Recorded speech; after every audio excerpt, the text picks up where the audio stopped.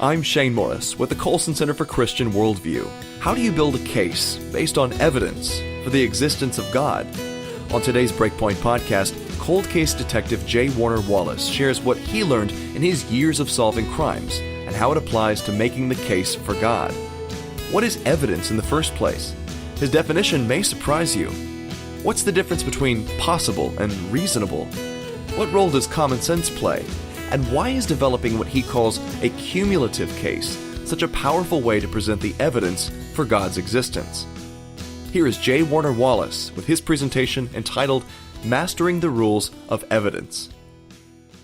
What a great opportunity to talk about wisdom in evangelism. And if you know anything about my background, I'm not sure how much wisdom cops have in evangelism. As a matter of fact, most of my friends who were cops growing up weren't believers. And those few that were believers, I'll be honest with you, probably didn't know much about why they were believers. And that kept me out for a long time. I'm going to talk this morning a little bit from my own experience, okay, my own journey. When I was asked to come and talk to this conference, I thought, I'm going to do something that I've never done before. So we're going to do that today. My background is working in investigations, working cold case murders. As you know, cold cases, murders have no statute of limitations. So we can come back to those years later, even if they're unsolved. And my cases are from about 1979 to 1988.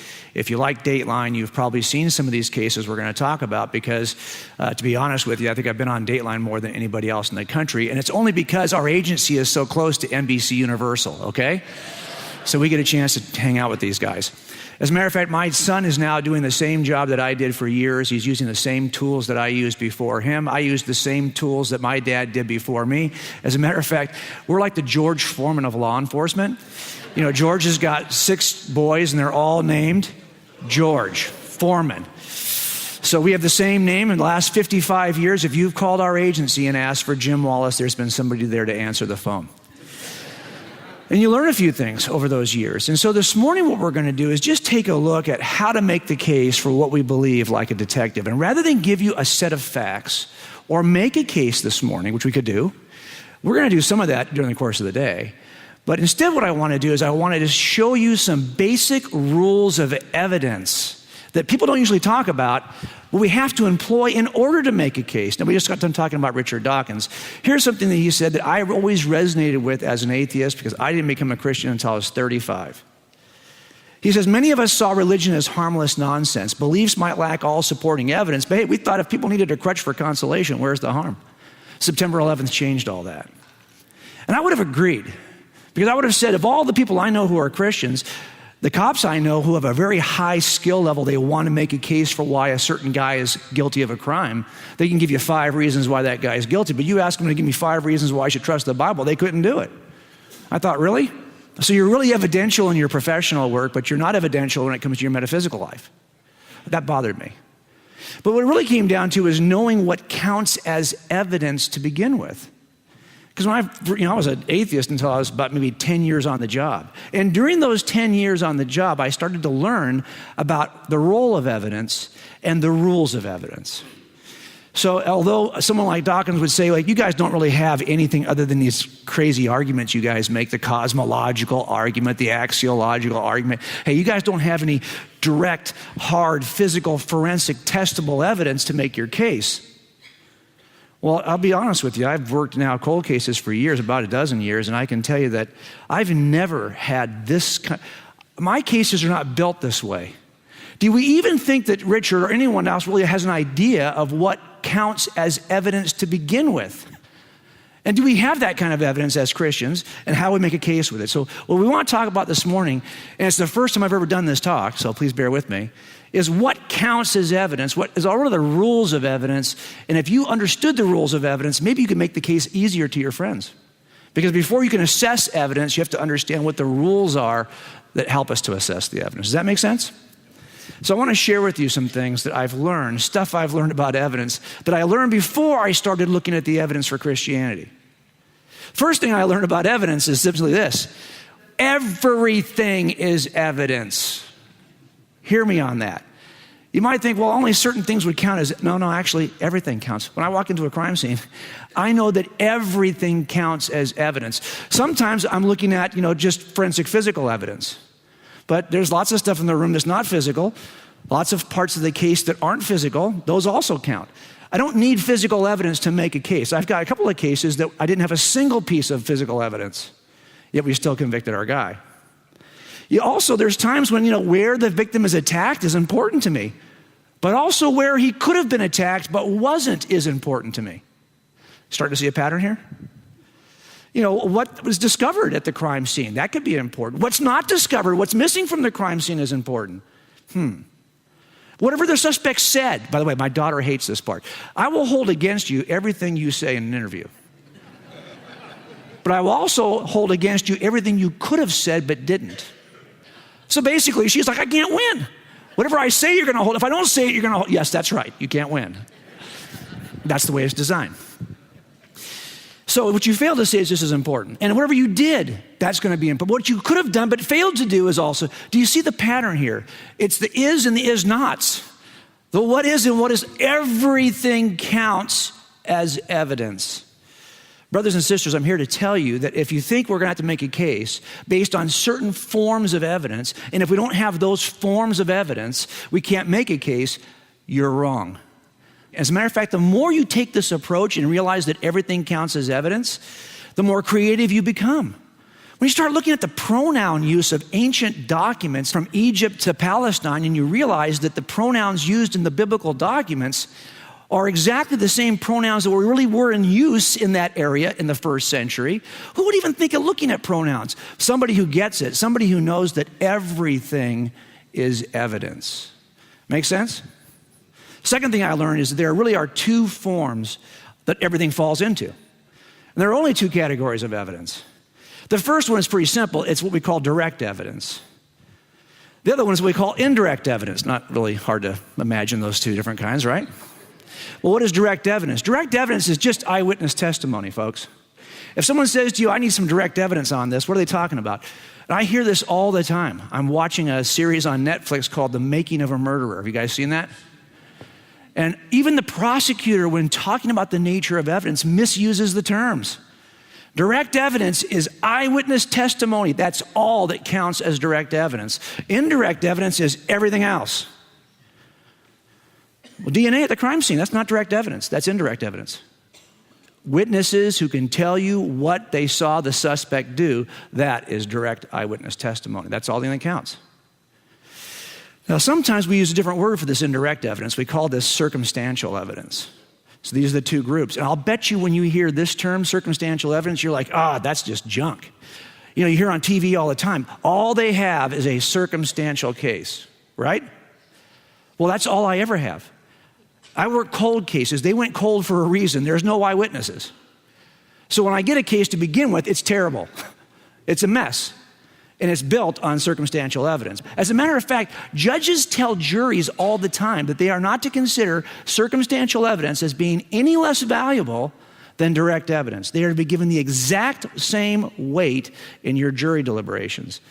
So stop saying it's just a circumstantial case, because that means there's something less about no, it's a circumstantial case. But it's not just a circumstantial case. Does that make sense? As a matter of fact, let me show you the jury instruction. Here's what judges tell juries in jury trials before they start the deliberations. Both direct and circumstantial evidence are acceptable types of evidence to prove or disprove the elements of a charge, including intent and mental state and acts necessary to a conviction. And neither is necessarily more reliable than the other. Neither is entitled to any greater weight than the other. So I'm here to tell you guys, we build cases about the existence of God that could be described as circumstantial. No kidding. That's how we do cases, and probably 85% of cases in America are entirely circumstantial. That's how we build cases. Don't let anyone tell you you've got to have a direct witness you can interview in order to believe something is true. Be ready to kiss down all of history then. You couldn't even know anything about your own great-grandparents if you had to have somebody alive who could say, I saw them do this. No, you're taking it on the strength of somebody else's testimony. You have to make these cases circumstantially. So just know that that's an entirely appropriate way to make a case. That's okay. Something else I learned about evidence. There's a big difference between what is possible and what is reasonable. Anything is possible. We don't even count possible. Possible doesn't matter to me in a jury trial. Hey, it's 9:15, a little bit later than 9:15. How do you even know you're here? You could be oversleeping right now. You could be in a dream state right now, dreaming about being here this morning. And if you think, well, I can test that, I can ask the person next to me, or I can pinch myself, that could just be part of your dream. That's possible. You have to at least admit it's possible you're just dreaming all this. But it's not reasonable. Anything is possible, but not everything is reasonable. And that's why, folks, our jury standard, the standard of proof in the most difficult criminal trials, is not beyond a possible doubt. It's beyond a reasonable doubt. Why? Because if it was beyond a possible doubt, you'd never convict anybody. You always have some possible doubts, but reasonable doubts are things that are grounded in evidence. You're not to speculate during jury deliberation about possibilities. You're just to infer reasonably from evidences. That brings me to something else I want to talk about. Every case has unanswered questions. I've never worked a case that I could prove beyond a possible doubt. That's not the standard. It's beyond a reasonable. Why? Because you're always going to have some possible doubts. Always. Because you could dream of all kinds of imaginary possibilities to answer a question. But those don't count. Here's a case from 1981. This man killed his wife and got rid of her body and then told us in 1981 that she had run off. And we believed it. We took a missing persons report. We didn't work it as a homicide until 1987. 6 years later, there wasn't a single piece of physical evidence. I couldn't tell you how he killed her, where he killed her, what he did with her body. I couldn't tell you any of that stuff. I couldn't tell you how he moved her car. The jury had about 5 or 6 key, important, unanswered questions. They convicted this guy in about 4 hours because on the strength, basically, of his changing story over time. But no one believed us. Keith Morrison at Dateline, the first question out of his mouth was, Jim, why do you think this is the guy? I don't think he's the guy. You haven't got any physical evidence. You've got very little on this case. No one believed us. His family, of course, didn't believe he was guilty. The victim's family loved this guy like a son-in-law. They didn't want to believe he was guilty either. But at the sentencing, he confessed to all of us and gave us the location of the body. You're able to convict somebody even with huge unanswered questions because you don't have to answer every question. You'll never answer every question. I'm here to tell you, brothers and sisters, you are going to hold a view called Christianity for which you cannot answer every question. That's okay. That's the nature of every worldview, is built on some unanswered questions. The question really is, how big and significant are ours compared to the other worldviews? I think we get a lot closer and we shrink the gap of unanswered questions more than anybody else. But just keep in mind, we have a jury instruction for this. It says the evidence need not eliminate all possible doubt because everything in life is open to some possible or imaginary doubt. This is what we tell jurors. If this is good enough to decide whether someone's going to go to jail or be executed, it's good enough for you to make a decision about a worldview. You cannot eliminate all possible doubts. Something else I learned, and I want to finish with this today, and that's the cumulative nature of evidence. The more cumulative the case, the more robust the collection of evidence is, the stronger the inference. Now, in Cold Case Christianity, a book I wrote, I talk about this particular murder scene in which I've got a guy who's been accused of murdering his girlfriend with this baseball bat. As I assemble a case entirely circumstantial from 8 important pieces of evidence, a baseball bat that he's bleached, a lie about his alibi, he's already talked about beating his girlfriend in the past, and on the day of the murder, he actually threatened to kill her, and he's got a pair of shoes that were seen by a witness. There are like only 30 in the entire county even exist, and he's driving a car. Only 1 or 2 cars like this exist in the entire county. This case is an entirely circumstantial case that is built cumulatively. The more pieces I have, the better it would be. I probably would never go into trial with an 8-piece case. Usually my cases are around 80 pieces. I call this death by 1,000 paper cuts. Because the more we have, the more obvious the inference. He's either incredibly unlucky and these things just happen to align perfectly to make him look guilty, or he's just incredibly guilty because he is the one common causal factor that unifies all the evidence set. I'm looking for common causal factors. Make sense? Now, you might say to yourself, well, gosh, cumulative cases. I've seen philosophers talk about this. You really can't trust a cumulative case because it only gives you a certain level of probability. It doesn't give you 100% certainty. Well, we already talked about, do we need 100% certainty? It's not beyond a possible doubt, it's beyond a reasonable doubt. That's number one. But I'll see philosophers sometimes say, well, it seems like cumulative cases are kind of like this likelihood principle of confirmation theory. Just that title sounds impressive, doesn't it? I've heard other people say, well, how would you figure out what the odds are that one of those pieces of evidence could be explained in some other way or have to be explained by way of your suspect? How would you even calculate the odds on each piece and how it relates to the total? Some people will put it this way. There seems to be a similarity between Bayesian theories, Bayesian logic, the Bayes theorem, odds form of Bayes theorem. This is a way that some philosophers try to reconcile the probability problems. They're really trying to figure out which of two options is more reasonable. Which of two hypotheses, H1 or H2, is more reasonable.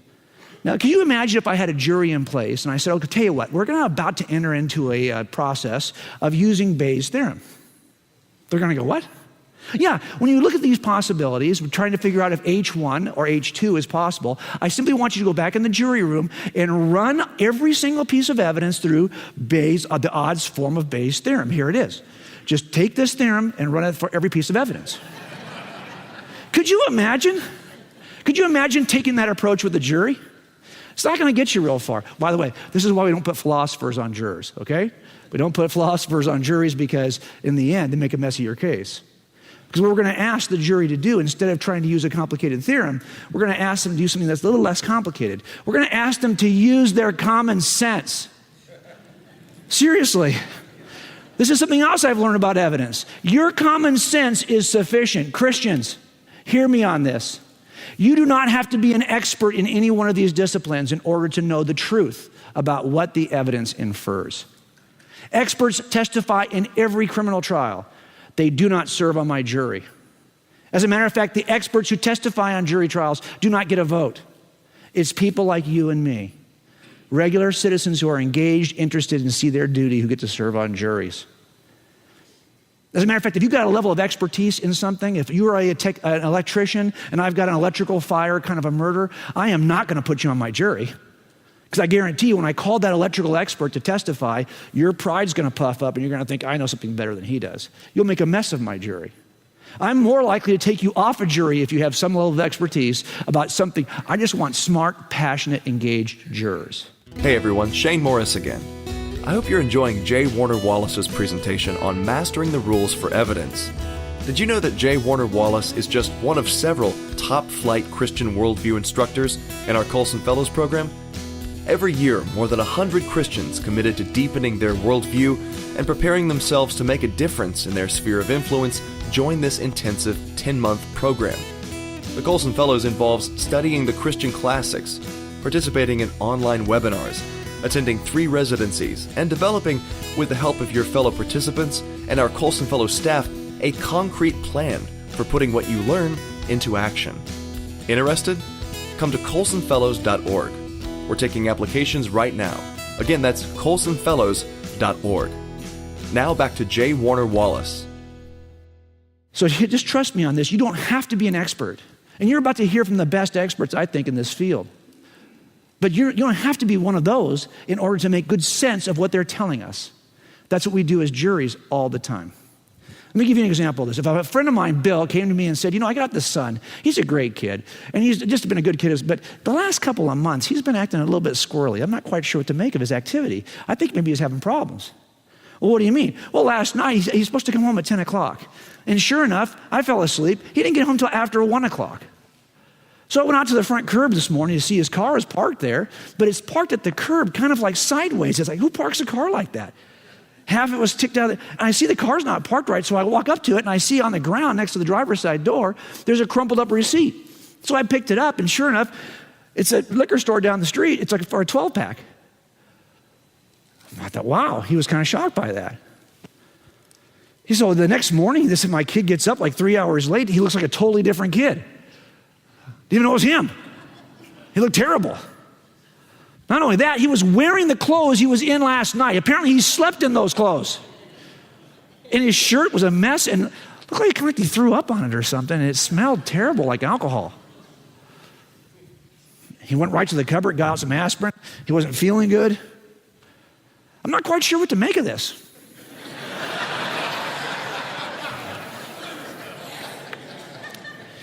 Well, Bill, if you were on a jury, I would ask you to use the odds form of Bayes' theorem to try to figure out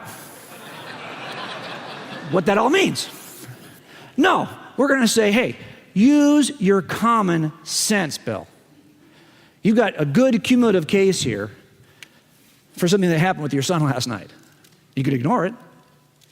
I have to have 100% certainty, and I think I've got beyond a reasonable doubt, but I hate to move without 100% certainty. Really? We tell jurors this all the time. Whether they're deciding about witnesses, whether they're deciding about use of force, you are allowed to use your common sense. I even had a jury one time come back and say, hey, can we use our common sense on this? Yeah. Now, I think there's a similar cumulative case that you could build for the existence of God, and I try to do this in God's crime scene. 8 pieces of evidence in the universe. I could have easily put in 38 pieces of evidence, but these 8 I thought were compelling. A universe that has a beginning, a universe that appears to be fine-tuned, the origin of life from non-life, the appearance of design in biology, the existence of mind and of free agency and of objective transcendent moral truths, and of evil.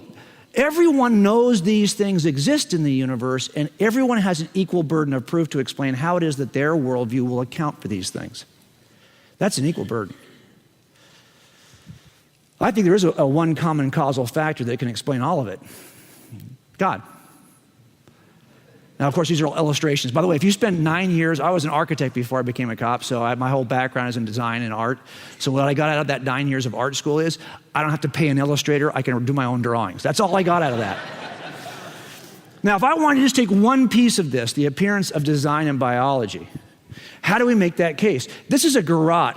This is a murder device that was left at a crime scene in 1979 in our city. A garrote is simply a strangulation device or a cutting device, 2 wooden handles, a piece of wire between. The murderer who used this panicked and left it. We found it underneath the body of the victim. Now, the officers, when they got there, immediately collected it. Why? Because they knew that it was an artifact. It was a designed weapon, which means you have to have an artisan who is the designer in order to account for it. They didn't leave it and think, oh, it could be a broken piece of the bed. It could be a broken piece of the plant next to the bed. No, they said, this looks like something that's been designed. Well, how do they know it's been designed? Cumulative case. So in the book, I try to show you from my own background as a designer, 8 things that I think are indicative of design. And yes, I use this stupid acronym, designed, because Frank Turek forced me to use an acronym. I sent him the book. He says, dude, you need an acronym for that. I said, no, I don't. He says, yes, you do. So this acronym is so stupid, but it's Frank Turek's fault, okay? But I think if you look at this, can you say that how much time and chance would have to occur in order for these things to come together in this form? That's not reasonable. When you look at it, you see something you recognize. The officers in the 70s, when they saw this, they recognized it immediately. Why? Because they had seen The Godfather, in which there are 2 garrote murderers, and they knew that those garrotes had been designed, so it was reasonable to infer that this garrote was designed. They also knew that there's a certain level of sophistication in the kinds of bunch line hitched knots that were at the end of the wire. That kind of sophistication is not much, but it was enough for them to realize this had been designed. And when we actually did a search warrant years later at his house, I realized that only one group of people has ever used and been trained to use and build garrotes that I can find, and those are naval aviators in World War II, of which my suspect's father was one and had all kinds of paraphernalia at his house. Informationally dependent. He knew he had a book that he could actually read to see how to build it. There's goal directed. If I was trying to cut clay or wax or wire, or cheese, for example, this doesn't need these kinds of handles. The fact I'm putting the handles on means I'm trying to achieve a different kind of goal. It's goal directed. Not only that, what laws of physics could account for those? Could some law of physics or chemistry put that together that way? I don't think so. And there's a certain amount of irreducible complexity. Although it's only 3 pieces that are necessary, you just won't work with just one handle. You need both handles and the wire to make it work. And anytime you see more than one thing additively existing in a designed object, you know it's a designed object. It's hard for this to emerge in place because there's 3 pieces that have to emerge together. And finally, there's a certain decision he made in using that. Why did he use that? Because she lived right next door to 2 other tenants in that house, and he knew if he shot her or stabbed her, she'd make noise. This he could use silently. This is the cumulative case for design. That's why these officers were smart to collect this. Now, let's apply this to something else. Here, for example, is a bougainvillea tree. In my bougainvillea tree in my front yard, we constantly find birds' nests. If you looked at that, would you say, wow, look what the wind, and look what grows in these trees? That's amazing to me that these trees grow. Or would you say, no, this is probably more reasonably explained as the result of a designer, in this case, intelligent birds? Well, how would you know? Template, 8 pieces, same template. If you look at these 8 pieces, you see the same 8 attributes of design, even in the nest. And if you said, well, I'm not sure, Jim. I'm not sure I really see information. I don't think birds were reading a book about how to do this. Okay, take some of these out. If you don't think we've got irreducible complexity, or maybe we have some choices here, fine. Even if you were to take out those 3 elements, you still have more than enough reason to believe this is design. You're not going to take those 3 attributes out and go, well, see, there you go. It's not designed. No, you know the bird's nest is designed, even though it may only have 5 of the 8 attributes. This is the beauty of cumulative cases. When defense attorneys want to nitpick about 3 or 4, take them. Take them. There's still enough reason to convict this guy. Enter Michael Behe. He kind of introduced us to this icon of intelligent design, right? In this book called Darwin's Black Box, where he talks about this bacterial flagellum. This motor that exists inside bacteria, it's a rotary motor that's in the wall built from 40 proteins that come together in a clock-like manner, directed, by the way, by DNA formation here. It produces a tail that can whip, change direction instantly, and has an incredibly large RPM. This rotary engine is powered electronically in rotary fashion. It's unbelievable. Even naturalists have called this a miracle, not meaning that it's a miracle from God, but it's amazing, let's put it that way. How do we explain this thing? Lots of folks have pointed to this as an icon, a proof that a designer is by far the best explanation for this, rather than some kind of natural processes. But how do we make that case? We make it cumulatively. Same 8 pieces are here, and all of them are present in the bacterial flagellum. Behe, in his book, really focuses more in on irreducible complexity. He's right to do so. He's not the only one who's talked about this, though. As you know, Stephen C. Meyer talks about really DNA information and molecular machines like this. He's also right. Fuzz has written a book on this. I used it for my book. By the way, Fuzz is a great source, as you know, for all these things. And he talks really about a little bit, I was really glad to see him talk about pattern recognition.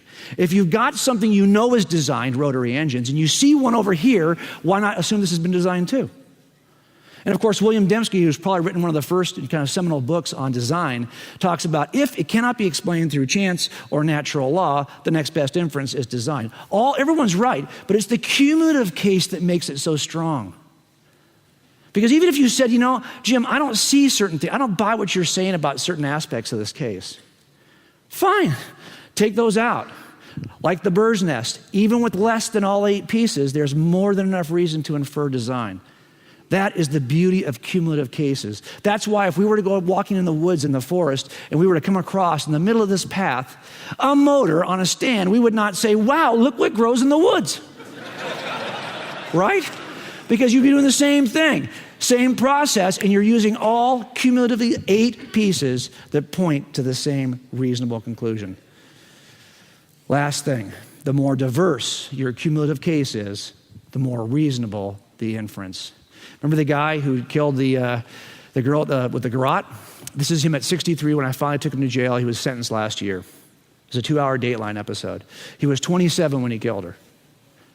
Now, how do we make the case? On the basis of different forms of evidence. We had some eyewitness testimony, not about what he saw him do. No one saw him do it, but things they saw him actually behave in certain ways. And in fact, we also had some physical evidence, the garrote and some other jewelry. And we had some statements on his part that pointed to him.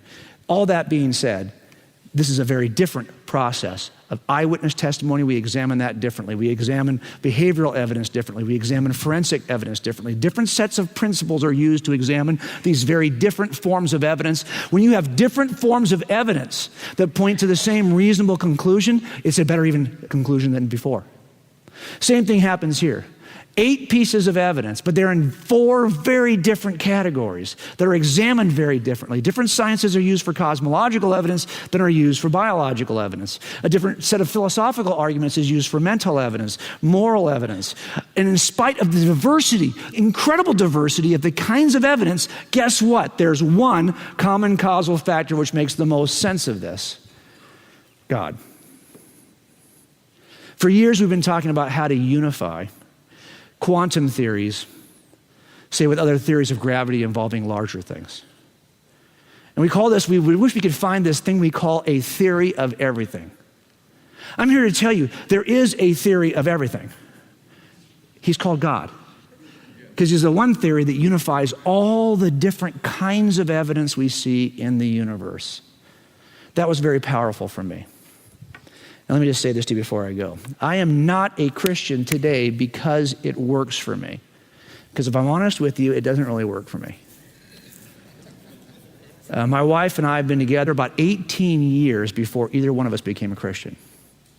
We've now been together about 18 years since becoming a Christian. Tomorrow is our anniversary, 37 Valentine's Days. Pretty cool, huh? Thank you.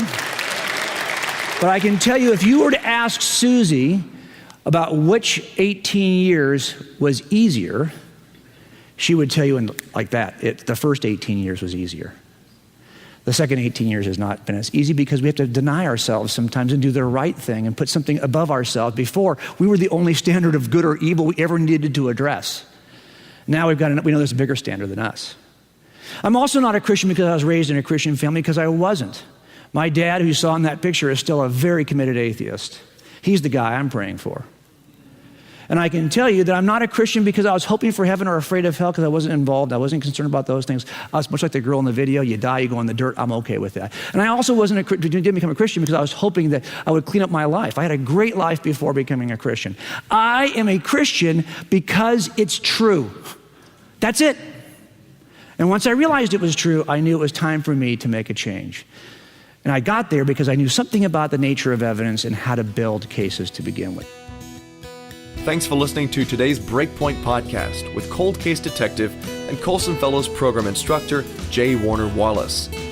Want to learn more from Wallace and other great worldview thinkers? Then you need to check out the Colson Fellows Program at colsonfellows.org. As I mentioned earlier, we're now taking applications for this year's class of Fellows. Again, that's colsonfellows.org.